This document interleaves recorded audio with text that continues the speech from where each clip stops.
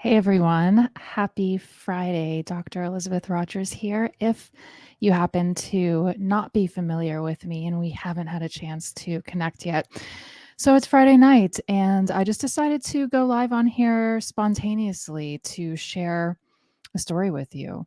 So the other day I posted a live. If you haven't, go and check it out. Just talking about the importance of being able to feel your best and take your power back and heal and create optimal health and well being, something that every single one of us, including you, has the power to do.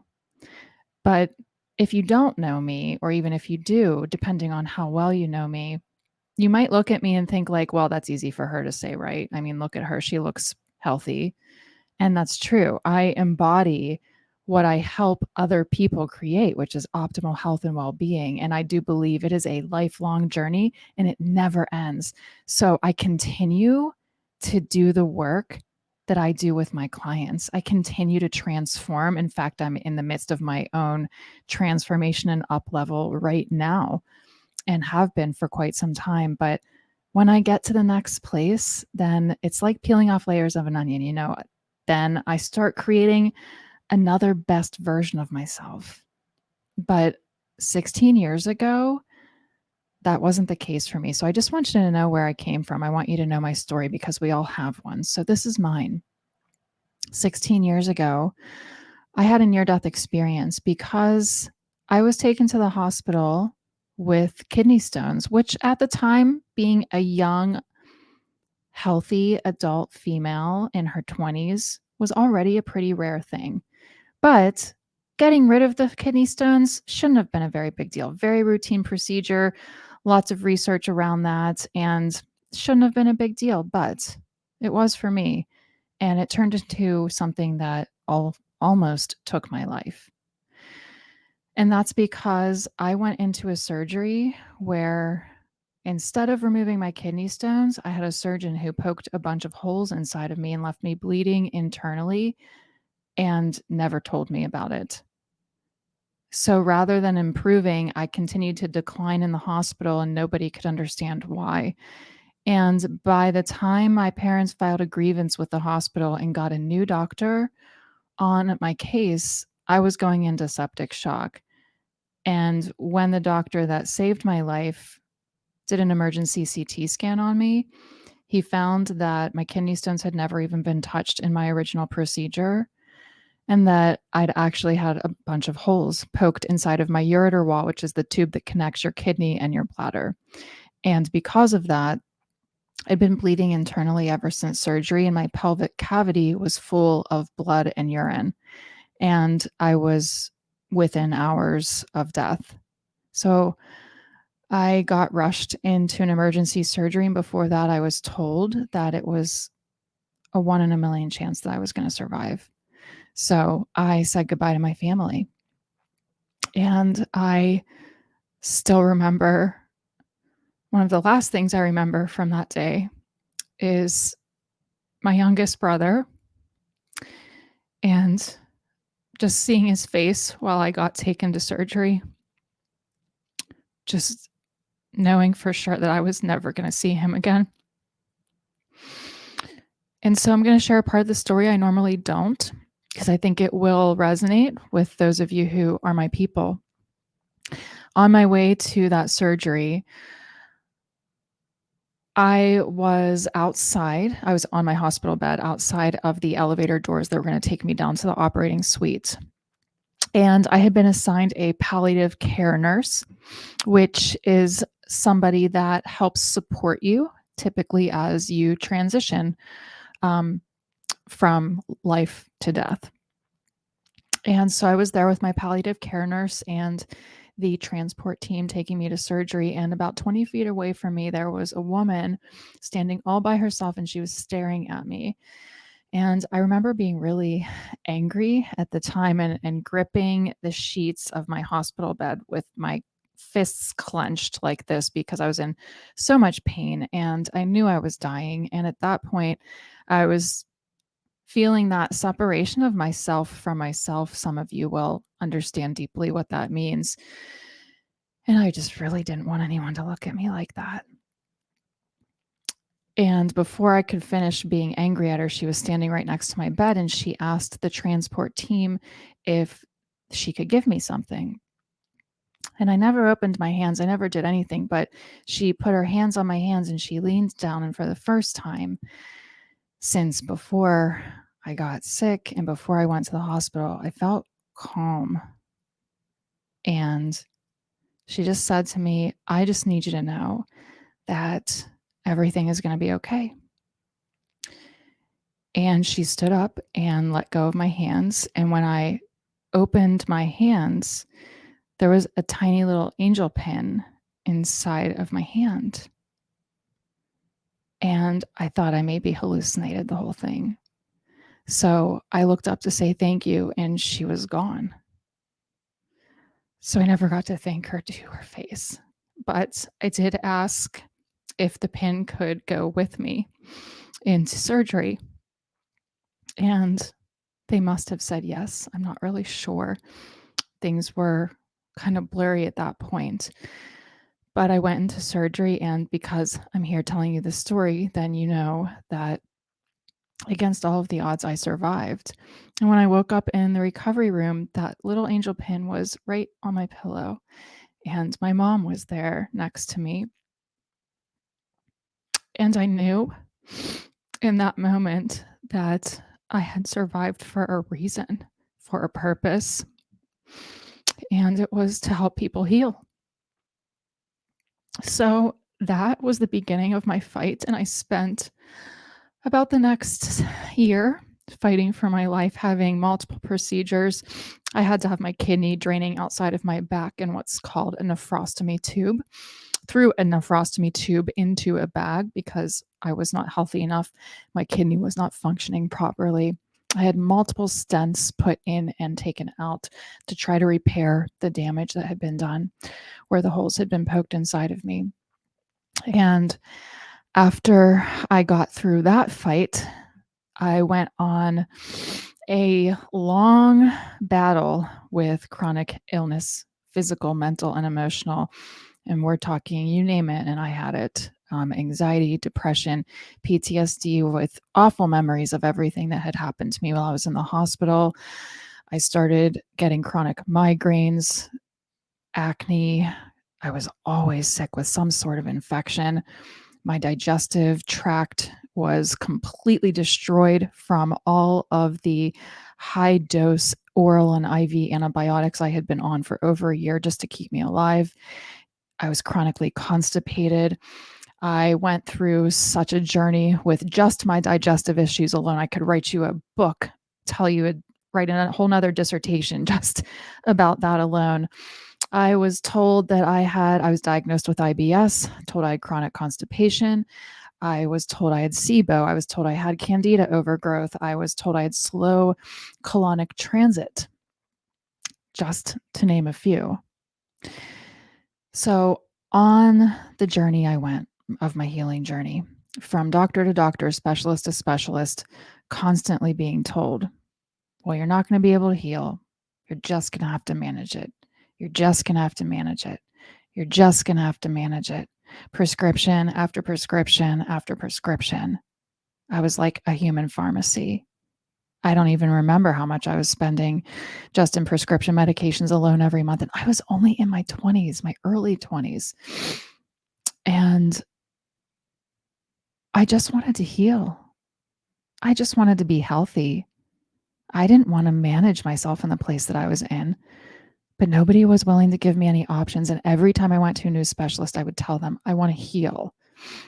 I want healthy digestion. And the last GI doctor I saw said to me, well, and she drew me this little stupid triangle and told me that I was at the tip of the triangle and that next I was going to progress into autoimmune diseases as if it was some sort of award that I was winning. And, you're just going to have to manage it, she told me. As she prescribed me another prescription, she said, "You're gonna have to take this the rest of your life. Can this be cured? Can IBS be healed? No. Are you always gonna feel your best? No, not 100% of the time. You're just gonna have to manage it." And that was the day I thought, if I have to hear, "You're just gonna have to manage it" one more time, I'm gonna lose my mind again. So I abandoned traditional medicine because I was tired of just being told I'd have to manage it. And I went into the holistic practitioner realm, which, if you watched my live the other day, like I said briefly then, is certainly a better option if that's what you do. If what you want to do is heal and identify the root causes of your health issues. However, all you're going to get there is pieces of the puzzle, which I did. I got more pieces of the puzzle. I took a few more steps in the direction I wanted to go in, but I still felt like a broken patchwork quilt. I still felt like a bunch of broken puzzle pieces. I wanted the puzzle to be put back together again. I didn't want $700 worth of supplements all in one day. I didn't want to go home and continue to take more home test kits that were costing thousands upon thousands of dollars. What I was investing in my health wasn't an investment in being healthy and well. It was just an investment in this chronic long-term search um, that wasn't really getting me where I wanted to go, which was to feel whole, to feel healthy. I wanted to look and feel my best again. And that's all I wanted. So I went to naturopaths, holistic docs, chiropractors, acupuncturists, Ayurvedic specialists, you name it. I have been there, done that, been on that hamster wheel. Until one day I realized that the person I was searching for, that was going to help me heal from the inside out, didn't exist, because I was staring her in the mirror all along. So I became my first client, and I merged my traditional skills with my non-traditional skills. I'm a doctor. I have a PhD in chronic health. Epidemiologists, we study the root causes of health issues. And given my specific expertise with my doctoral degree, I know how to identify the root causes of chronic health issues at the physical health level, right? Because that's what traditional science does. Then I trained as a medical intuitive. I trained as an energy healer. I trained as a dowser. I trained as in holistic nutrition. I trained with Ayurvedic specialists, and I pulled all these skills together and merged them into one unique thing.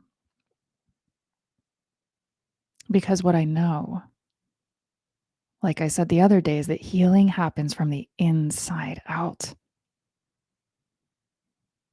So when I come on here and I talk about this stuff, and you see my passion, know that it came from this story. It came from something. I haven't just always been healthy and well, and I love it, and I want you to be healthy too, and I want you to take your power back too. I really have been there, done that, walked that path. I know what it feels like to be where you are. I know what it feels like to be stuck at a plateau with your health and well-being, when you know that something better is available for you, but you just don't know how to get from where you are to where you want to be. And the other great thing about working with me is that I was a really tough client. I always tell my clients that the hardest client I've ever worked with was myself. And if I can do it, you can do it. If I can do it, anyone can do it.